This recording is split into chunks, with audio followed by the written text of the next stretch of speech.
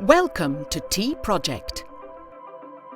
Depositing T-Wallet balance in USDT via transfer from exchange. To top up the T-Wallet balance in USDT via transfer from the exchange, open the TProject app. Go to T-Wallet. Click on USDT in the list. Click Deposit. Select USDT again on the deposit screen. Choose the EOS network.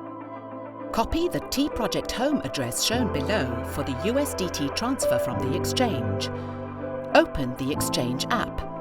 Go to Wallet.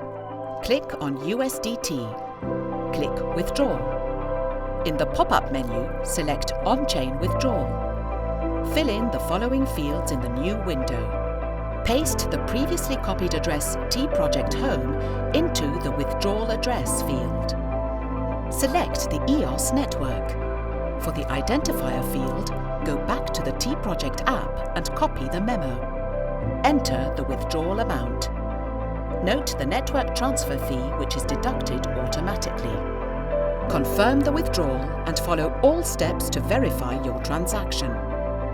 After a successful withdrawal, you will receive a notification in the TProject bot within a few minutes and can check the updated balance in T-Wallet.